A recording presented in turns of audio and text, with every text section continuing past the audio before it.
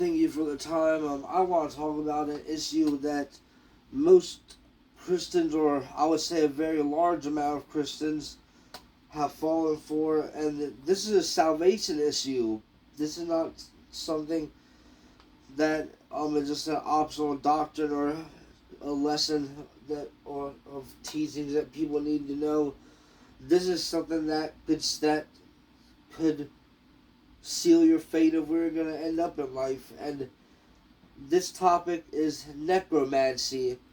You have millions of Christians today that are committing necromancy and don't realize it. How often do you hear about somebody's mother, their kid, their brother, their sister passing away, and you'll hear them say, so and so gave me a sign, so and so touched my back last night, so let me know that they're here for me.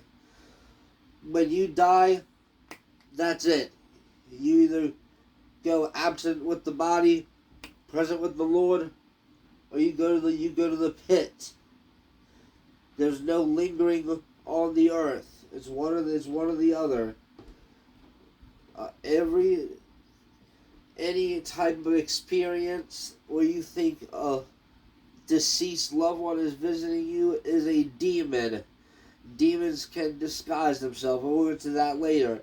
And something else I want to touch on a little bit is this guardian angel thing. That is a satanic concept. We do not have guardian angels. Now, there is times where God will send an angel of the Lord to us. But as a Christian that believes the Bible, we don't have any deceased relative as a guardian angel. That is a satanic idea. In very hardcore satanic cults, you would sacrifice the person you are closest to, either your best friend or someone in the family, whoever you was closest to. You would commit a human sacrifice, and they believe that that person will become the guardian angel, or they call it a spirit guide. And in Thelema, in Aleister Crowley's satanic group, they believed the same thing. Crowley believed that the people he sacrificed became his spirit guides. And now let's see what the Bible has to say about speaking to the dead.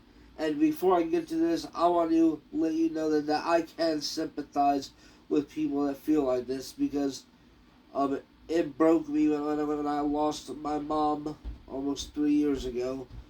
That was the only person that I had a unbelievable connection with. I was closer to my mom than anybody in this world. Nobody will ever come close to that.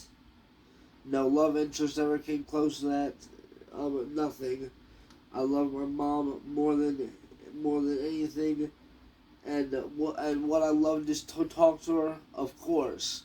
But I kept my faith, and I stayed strong, and I made sure that I did not do anything like that would send me to hell.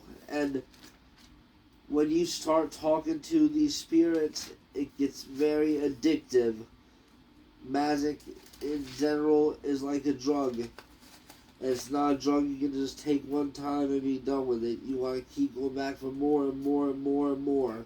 It might start with a Ouija board, or it might start with dowsing rods, and then it might start with tarot cards, and then before you know it, you're into Kabbalah. You start get into gematria and just all kinds of different occultic stuff. But let's stay on track with necromancy. And like I said, I'll say it one more time. Any sign from a deceased loved one is a demon. Then let's see what the Bible has to say about this. First, let's go to Leviticus.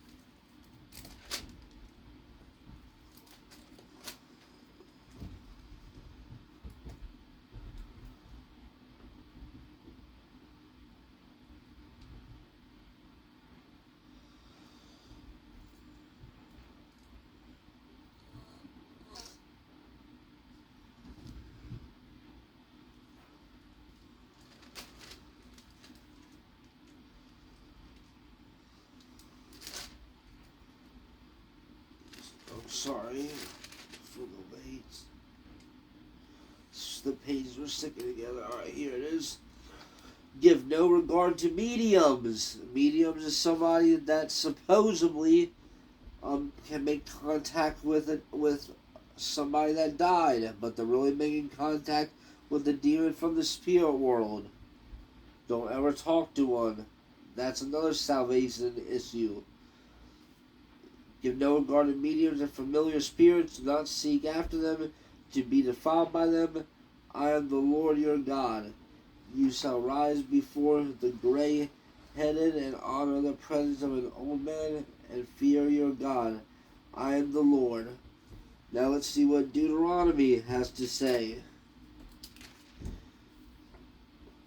And you can probably find it, if you count the books that aren't in the King James Bible, the lost books, some of the most important books, you can probably find it by close to 200 verses condemning magic, mediums, all that stuff, divination.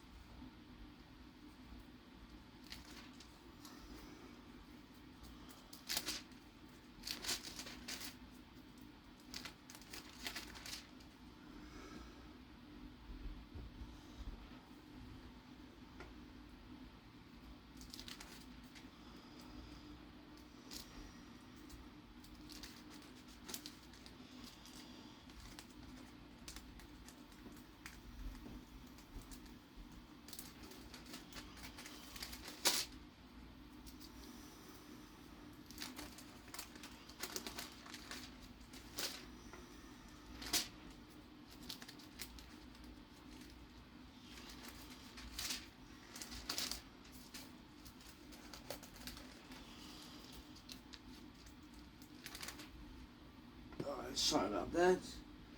Deuteronomy chapter 18, verse 10. There shall not be found among you anyone who makes his son or daughter pass through the fire. That means child sacrifice, specifically to Moloch, or practices witchcraft, or a soothsayer, or one who practices, or one who interprets omens, or a sorcerer, or one who conjures spells, or a medium, contacting the so-called dead, or a spiritist, or one who calls up the dead. For all who do these things are abomination to the Lord. And because of these abominations, the Lord your God drives them out from before you. And whenever you see the word abomination in the Bible, that's the closest thing in the entire Bible that you will see that God hates something. God hates witchcraft.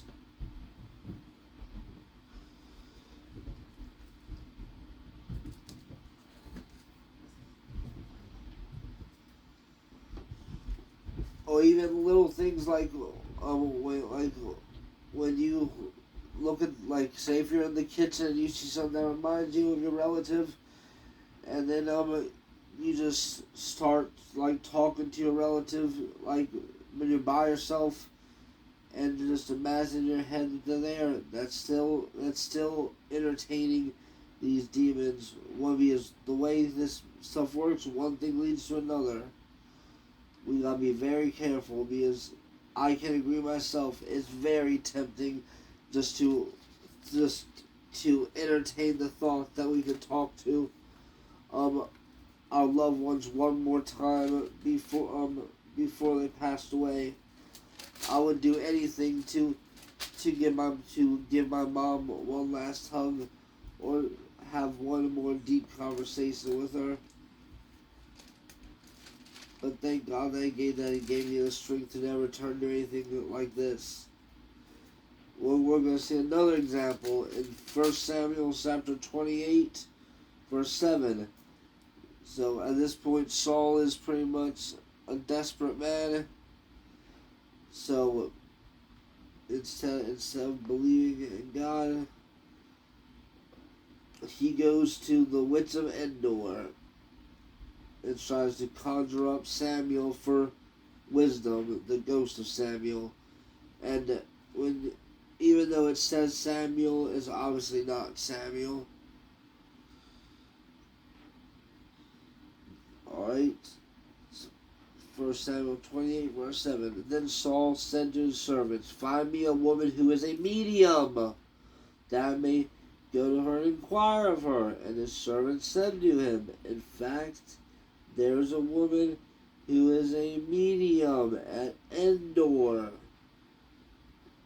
So Saul disguised himself. Sorry, I'm just a little bit tired. I'll be real. I'm out of here a little bit, but God told me to get this video out. So he disguised himself and put on other clothes, and he went,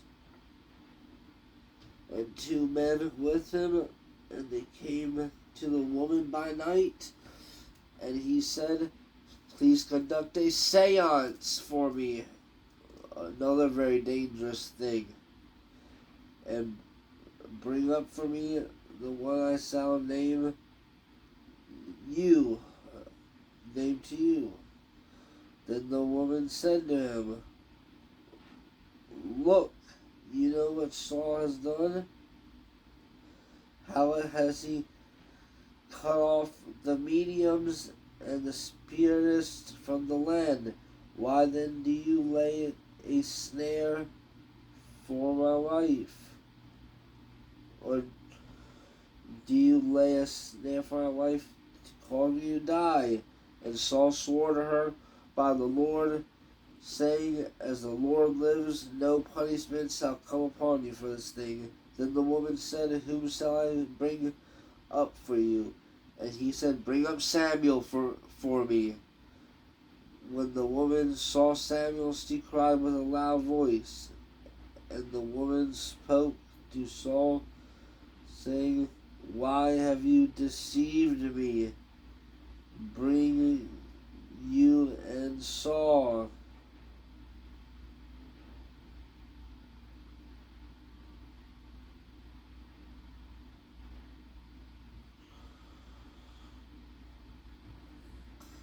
Okay.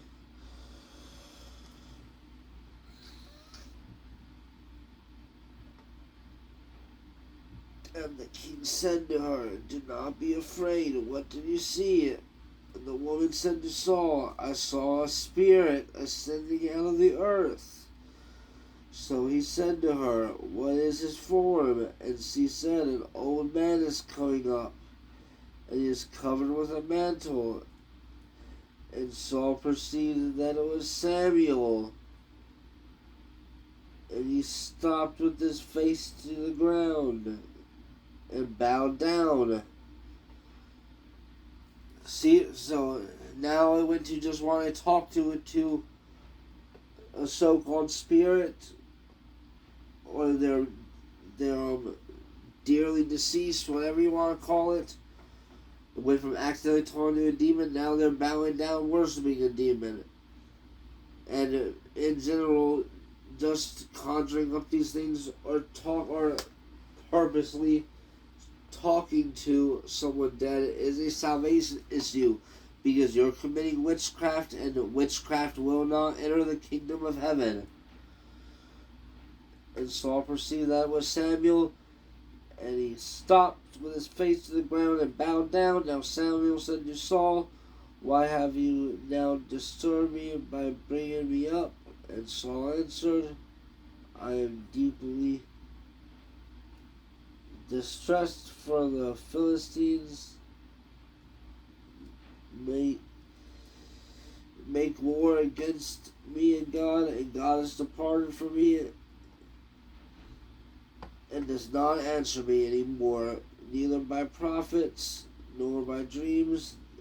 Therefore I have called you, that you may reveal to me what I should do. Then Samuel said, so why do you ask me, seeing the Lord has departed from you and has become your enemy? And the Lord has done for himself as he spoke by me, for the Lord has torn the kingdom out from your hand and given it to your neighbor David. So I hope you see how serious of an issue this is. Going to a medium one time and talking to a fake spirit that claimed to be Samuel, that made him an enemy of God. And we don't want to make an enemy of the person that chooses where we go.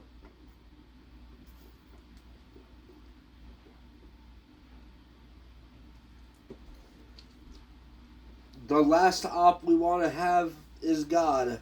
No matter what, we don't want God to make us an enemy. That's the worst thing that can happen to us. And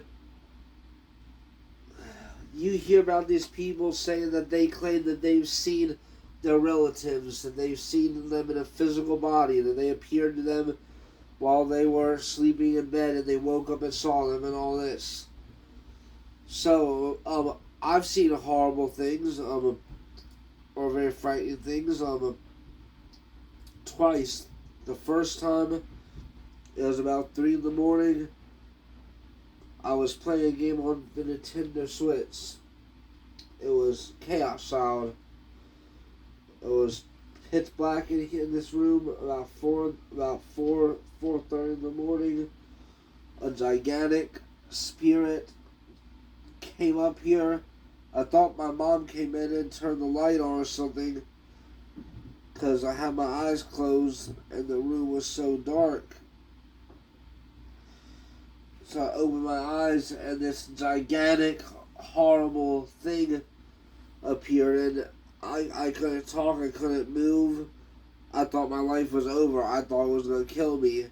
And all my research led it back to that it was Ra or Horus. Why something like that would appear, that bad would appear to me, I don't know. Then, when I was walking back home one time, I also saw somebody,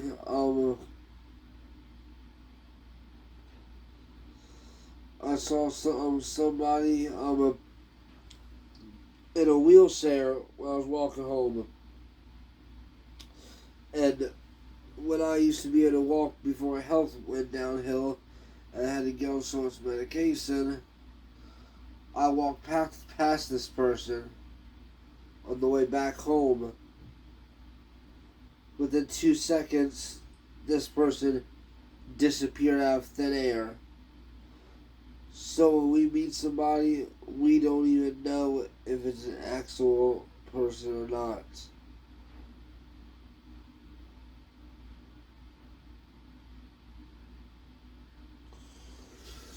Alright, now let's get to one more thing.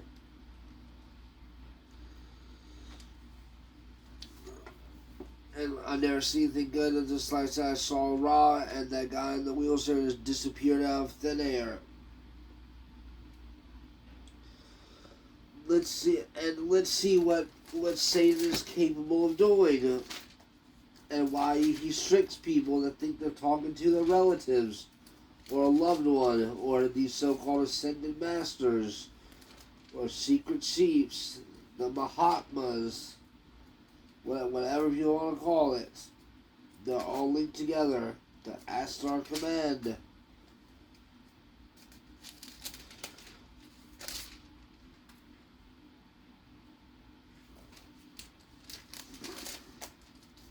Here, this is Satan's big trick. And no wonder, for Satan himself transforms himself into an angel of light. Therefore, it is no great thing if his ministers also transform themselves into ministers of righteousness, whose end will be according to their work. So not only can Satan transform into whatever we know we would want to see it, but so can some of his minions. I suppose all the high-ranking or most of the fallen angels can. Now, before I close this, I'm going to go to the end of Revelation and give one more message about necromancy, because if anybody is trying to talk to their loved one who died, they're absolutely committing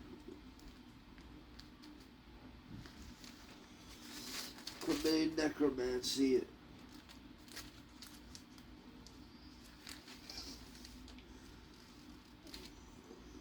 Like every time someone close to our mom died, she would keep going over there and just saying the name over and over and over again.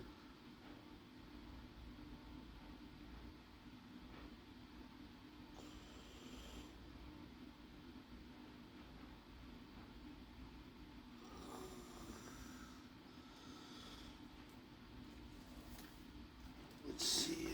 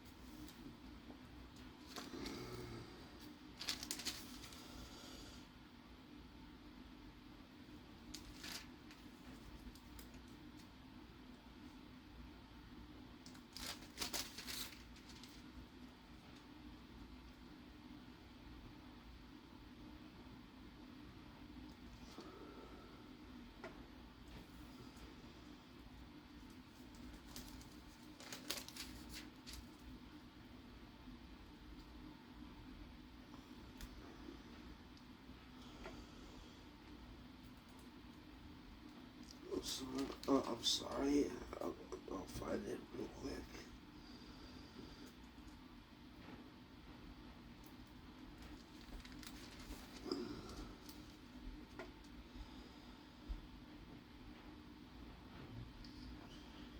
Oh, here it is.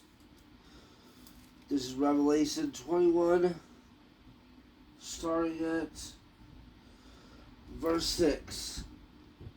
Verse 6 through 8. And he said to me, "It is done. I am the Alpha and Omega, the beginning and the end. I will give of the fountain of the waters of life freely to him who thirsts. He who overcomes shall inherit all things, and I will be his God, and he shall be my son. But the cowardly, unbelieving, abominable, murderers, sexually immoral, sorcerers," and sorcerers is necromancy, or the channeling that people do. That's also necromancy and sorcery. Idolaters, and all liars shall have their part in the lake of fire.